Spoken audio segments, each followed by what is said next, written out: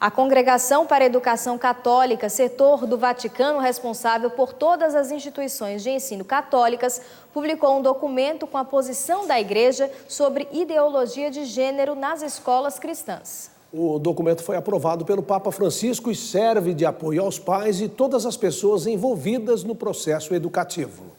Em um de seus muitos discursos em que falou sobre o risco da ideologia de gênero, o Papa Francisco alertou que é preciso sim introduzir nas escolas uma educação sexual objetiva, mas que esta seja livre de qualquer colonização ideológica.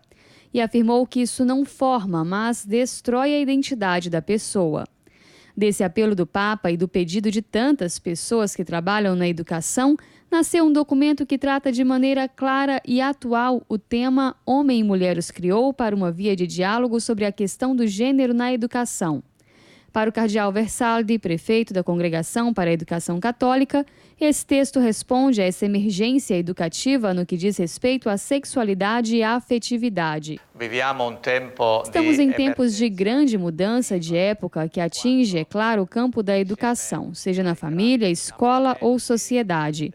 Sabemos que ensinar sobre a afetividade e sexualidade é um elemento muito importante e essencial, porque toca a identidade das pessoas. Existem novos elementos e alguns que revolucionaram a tradicional visão da sexualidade. Mas é preciso atenção para não tornar totalitária, ou seja, uma ideologia. Não se pode instrumentalizar a sexualidade, usar de alguns casos para abater elementos importantes da antropologia.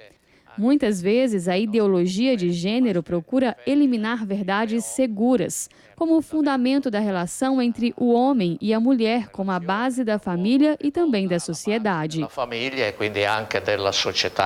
O documento é dividido em 3 partes: ouvir, analisar e propor. E além de apresentar com clareza a posição da Igreja a respeito da ideologia de gênero, o texto quer incentivar uma via de diálogo e de respeito mútuo. Mais que oferecer conteúdo doutrinal, seja do ponto de vista científico, antropológico e teológico, o texto quer ser uma referência, sobretudo, aos que trabalham na educação. Propomos a escuta do outro, o diálogo não só com dados teológicos, mas através de provas, documentos, experiências científicas. E depois propomos conclusões. Mas reivindicamos também, junto com a postura do diálogo, a liberdade que as escolas católicas têm de propor. Não impor, mas propor a nossa visão da sexualidade na relação entre homem e mulher, e da família como um elemento que enriquece a sociedade. Eliminar a voz da Igreja Católica significa diminuir o pluralismo, diminuir a democracia nos nossos países. No documento se apresenta os principais riscos, entre eles o de tornar a identidade sexual e a família em realidades líquidas, fundamentadas mais sobre uma mal entendida liberdade do sentir e do querer do que na verdade do ser. Alerta sobre o risco de projetos educacionais e legislações que promovam uma identidade pessoal livre da diferença biológica entre homem e mulher. E ressalta a importância da liberdade no âmbito familiar e escolar de transmitir os valores cristãos. Antes de tudo, esse documento é direcionado como um instrumento prático, didático, para as instituições católicas. Mas, é claro, o estudo desse texto é um convite a todos os que trabalham no campo da educação e também aos pais, que devem ser conscientes que eles são responsáveis por escolher qual educação dar aos filhos.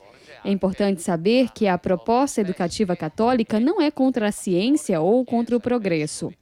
O documento é também para os próprios jovens e os padres, catequistas, todos que precisam conhecer essa problemática que está entrando de maneira quase escondida e persuasiva nas nossas instituições. Nascosta, ma molto pervasiva nelle nostre istituzioni